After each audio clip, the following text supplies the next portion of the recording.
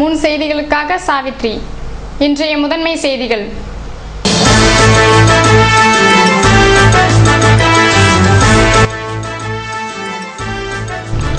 மணக்குள விநாயகர் கோவிலில் 6 கோடி ரூபாய் செலவில் புனரமைப்பு பணிகள் தீவிரம். பொதுப்பணித்துறை அதிகாரிகளுடன் முதல்வர் ஆய்வு.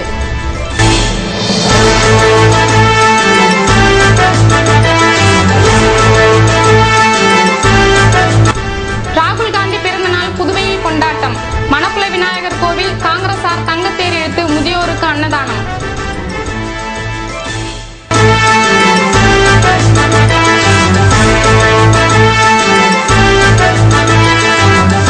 ஏஎஃப்டி ஒருங்கிணைந்த கூட்டமைப்பினர் தர்ணா.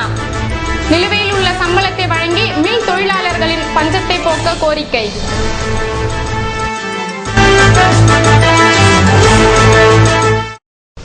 இனி விரிவான செய்திகள். புதுவை மணக்குள விநாயகர் கோவிலில் நடைபெற்று வரும் புனரமைப்பு பணிகளை முதல்வர் ரங்கசாமி ஆய்வு செய்தார். புதுவை மணக்குள விநாயகர் கோயில் 6 கோடி ரூபாயில் புனரமைப்பு பணி நடந்து வருகிறது. இந்த பணியை முதல்வர் ரங்கசாமி நேரில் சென்று ஆய்வு செய்தார். உடன் பொதுப்பணித்துறை பொறியாளர் சத்தியமூர்த்தி, அறநிலையத்துறை இயக்குனர் சீனு வரதராஜன், நகராட்சி ஆணையர் ராஜமாணிக்கம் மற்றும் மணக்குள விநாயகர் கோவில் நிர்வாகிகள் உடனிருந்தனர். புதுவையில் ராகுல் காந்தியின் பிறந்த நாளை முன்னிட்டு மணக்குள விநாயகர் கோவிலில் காங்கிரசார் தங்கத்தேர் இழுத்து முதியோருக்கு அன்னதானம் வழங்கினர். அகில இந்திய காங்கிரஸ் கட்சியின் துணைத் தலைவர் ராகுல் காந்தியின் பிறந்த தின விழாவை முன்னிட்டு புதுவை காங்கிரசார் மணக்குள விநாயகர் கோவிலில் சிறப்பு பூஜைகள் நடத்தி தங்கத்தேர் இழுத்தனர். இதில் கட்சியின் தலைவர் சுப்பிரமணியன், எதிர்க்கட்சி தலைவர் வைத்தியலிங்கம், முன்னாள் அமைச்சர் வல்சராஜ் மற்றும் நிர்வாகிகள், தொண்டர்கள் பங்கேற்றனர். விழாவில் பங்கேற்றவர்களுக்கு நிர்வாகிகள் இனிப்புகள் வழங்கினர். இதேபோல் ராகுல் காந்தி பிறந்த நாளை முன்னிட்டு ஒஸ்பீஸ் இல்லத்தில் முதியோருக்கு அன்னதானம் வழங்கப்பட்டது. இதிலும் கட்சியின் தலைவர் சுப்பிரமணியன், எதிர்க்கட்சி தலைவர் வைத்தியலிங்கம், முன்னாள் அமைச்சர் வல்சராஜ் மற்றும் நிர்வாகிகள், தொண்டர்கள் பங்கேற்றனர். இதேபோன்று ராகுல் காந்தி பிறந்த நாளை முன்னிட்டு அரியாங்குப்பம் வட்டார காங்கிரஸ் தலைவர் சங்கர் தலைமையில் நடைபெற்ற விழாவில் 500 பேருக்கு லட்டு வழங்கப்பட்டது. இதில் மாநில துணைத் தலைவர் விநாயகமூர்த்தி, பொதுச் செயலாளர் ஜெயமூர்த்தி மற்றும் வட்டார காங்கிரஸ் நிர்வாகிகள் கலந்து கொண்டனர். சம்பள பாக்கி உள்ளிட்ட கோரிக்கையை வலியுறுத்தி ஏஎஃப்டி ஒருங்கிணைந்த ஊழியர் கூட்டமைப்பினர் தர்ணா போராட்டத்தில் ஈடுபட்டனர். ஏஎஃப்டியில் பணி ஓய்வு பெற்றவர்களுக்கு சேர வேண்டிய பணம் மற்றும் சம்பள பாக்கி போன்றவற்றை உடனடியாக வழங்க வேண்டும் என்ற கோரிக்கையை வலியுறுத்தி ஏஎஃப்டி மில் ஒருங்கிணைந்த ஊழியர்கள் கூட்டமைப்பினர் தர்ணா போராட்டம் நடத்தினர். இதற்கு தலைவர் தனுசு தலைமை தாங்க பொதுச் செயலாளர் முத்தமிழன் முன்னிலை வகித்தார். இந்த போராட்டத்தில் கூட்டமைப்பின் நிர்வாகிகள் மற்றும் தொழிலாளர்கள் கலந்து கொண்டு தங்கள் கோரிக்கையை கோஷங்களாக வெளிப்படுத்தினர். புதுவை ஆளுநரை மாற்ற வேண்டும் என வலியுறுத்தி என்ஆர் காங்கிரசார் போராட்டங்களில் ஈடுபட்டு வருவதால் இது தொடர்பாக மத்திய அரசு பரிசீலனை செய்து வருகிறது. புதுவையில் ஆளுநர் வீரேந்திர கட்டாரியாவிற்கும் முதல்வர் ரங்கசாமிக்கும் இடையே ஏற்பட்ட மோதல் காரணமாக அரசு பணிகள் பாதிக்கப்படுவதாக எதிர்க்கட்சிகள் குற்றம் சாட்டின.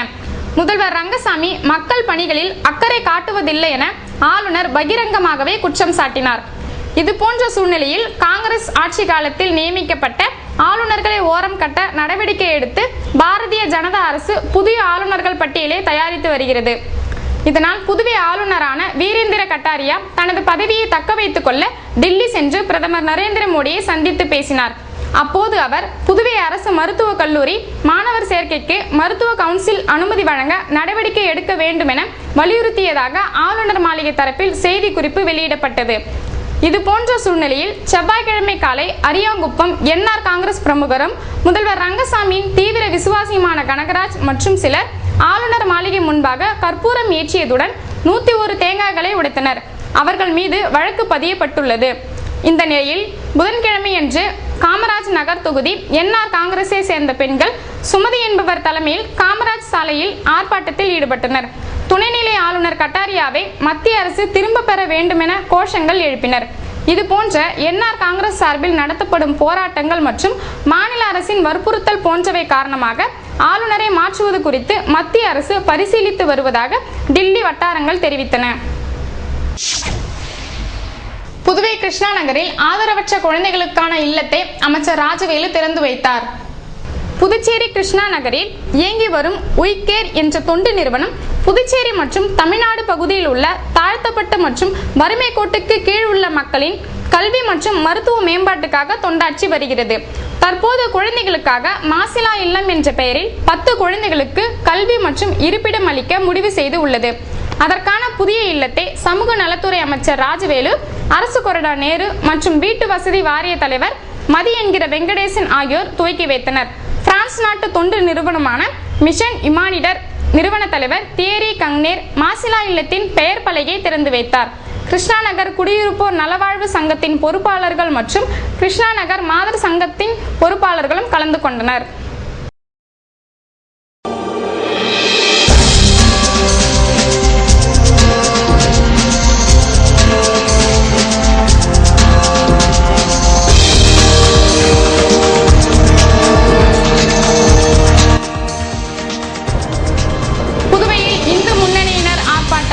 தமிழகத்தில் மாநில நிர்வாகிகள் தொடர்ந்து கொலை செய்யப்பட்டு வருவதற்கு கண்டனம்.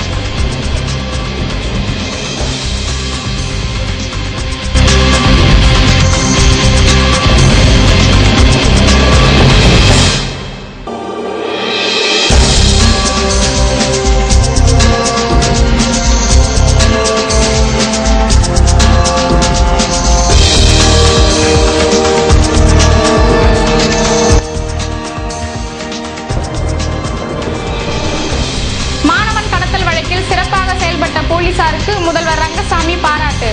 குற்றங்களில் ஈடுபடுவோரை கண்டறிந்து நடவடிக்கை எடுக்க அறிவுரை.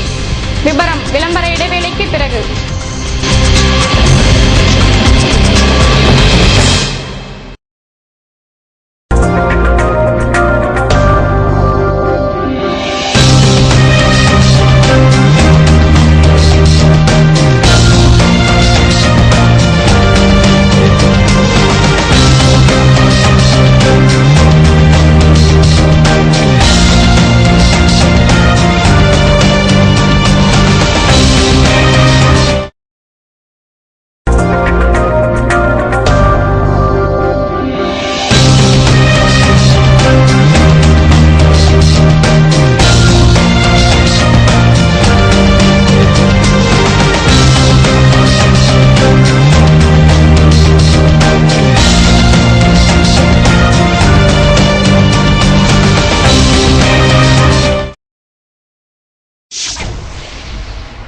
செய்திகள் தொடர்கின்றன.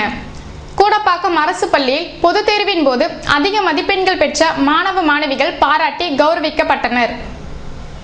வில்லியனூர் அருகே உள்ள கூடப்பாக்கம் அரசு மேல்நிலைப் பள்ளியின் கடந்த பொதுத் தேர்வின் போது அதிக மதிப்பெண்கள் பெற்ற மாணவ மாணவிகளை பாராட்டும் விழா மற்றும் ஆசிரியர்களை கௌரவிக்கும் விழா நடைபெற்றது.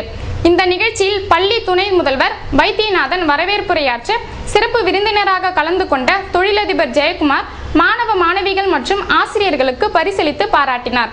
இந்த நிகழ்ச்சியில் தலைமை ஆசிரியர் ரூபாவதி மற்றும் ஆசிரியர்கள் கலந்து கொண்டனர். புதுவை உப்பளம் தொகுதியில் ஆதி திராவிட பயனாளிகளுக்கு நலத்திட்ட உதவிகளை சட்டமன்ற உறுப்பினர் அன்பழகன் வழங்கினார்.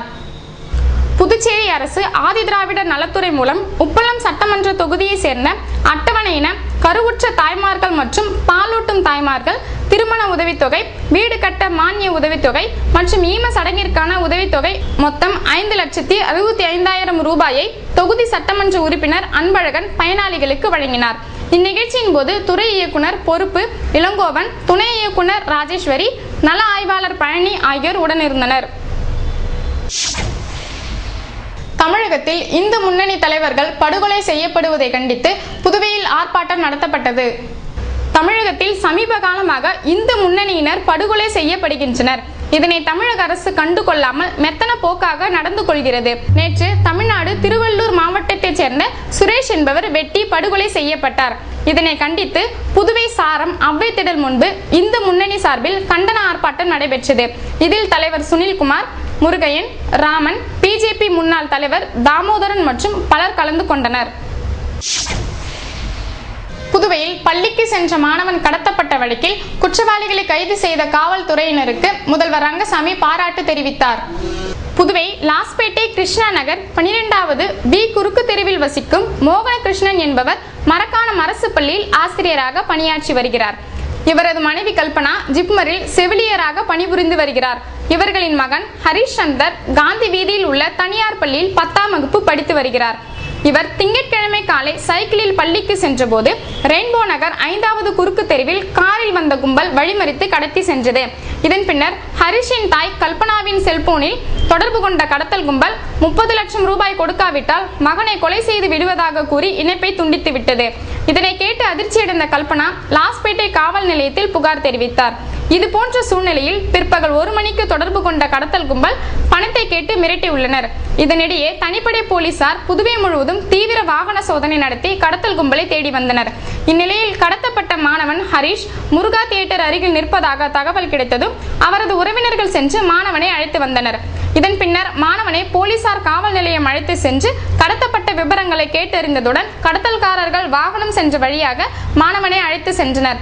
சுமார் 10 மணி நேர சஸ்பென்ஸுக்கு பின்னர் மாணவனை போலீசார் வீட்டிற்கு அனுப்பி வைத்தனர். இதனிடையே மாணவர் கொடுத்த தகவல்கள் மற்றும் சில முக்கிய தகவல்களின் அடிப்படையில் 6 பேர் கொண்ட கடத்தல் கும்பலை சிறப்பு அதிரடிப்படை போலீசார் கைது செய்துள்ளனர். இவர்கள் கடத்தலுக்கு பயன்படுத்தப்பட்ட வாகனம் மற்றும் சில பொருட்களை போலீசார் பறிமுதல் செய்தனர். கைது செய்யப்பட்ட கடத்தல் கும்பலை நீதிமன்றத்தில் போலீசார் ஆஜர்படுத்தி மத்திய சிறைக்கு கொண்டு சென்றனர்.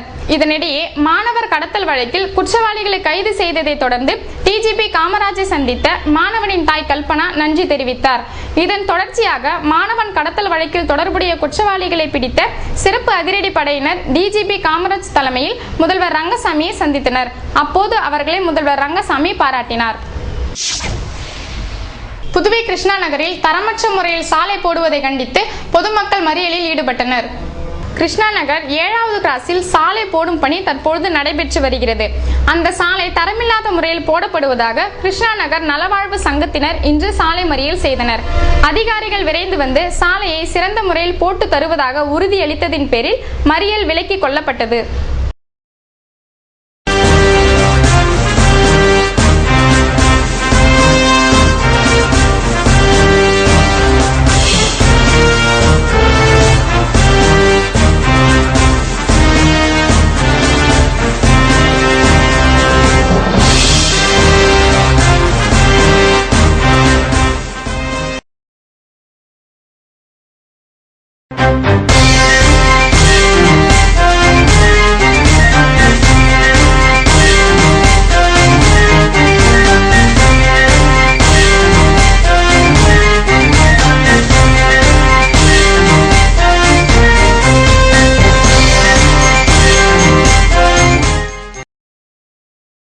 இன்றைய தங்கம் வெள்ளி விலை விபரம் வழங்குவோர் ஏவிஆர் ஸ்வர்ண மஹாலின் நவீன மங்கையின் நவநாகரிக நகைகள்.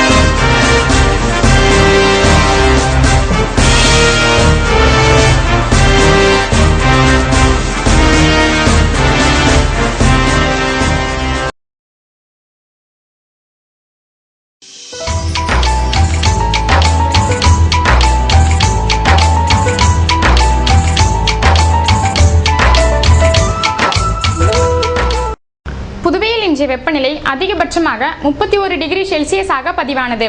நாளைய வானிலை 32 டிகிரி செல்சியஸாக காணப்படுவதுடன் வானம் வறண்ட நிலையில் காணப்படும் என வானிலை மையம் தெரிவித்துள்ளது. புதுவை கடற்கரையிலிருந்து சுமார் 50 கிலோமீட்டர் தூரம் வரை இன்று 3 அடியாக காணப்பட்ட கடல் அலை உயரம் நாளை 2 அடியாக காணப்படும் என்றும் தென்மேற்கு திசையில் இருந்து 21 கிலோமீட்டர் வேகத்தில் காற்று வீசும் என்றும் சென்னை வானிலை மையம் தெரிவித்துள்ளது.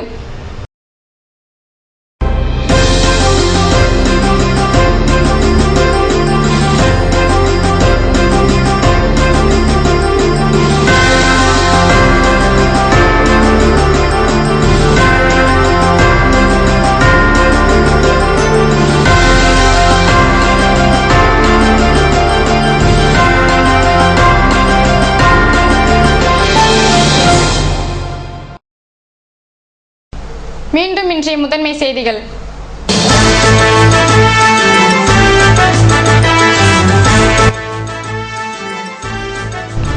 மணக்குள விநாயகர் கோவிலில்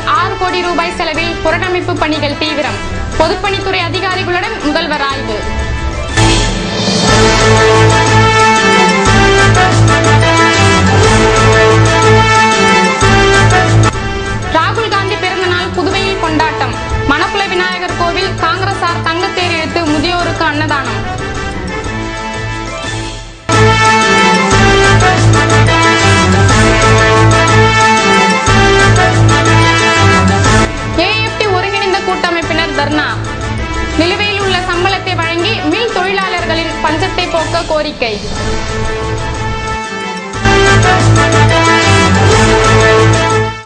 இத்துடன் செய்திகள் நிறைவடைந்தன. வணக்கம்.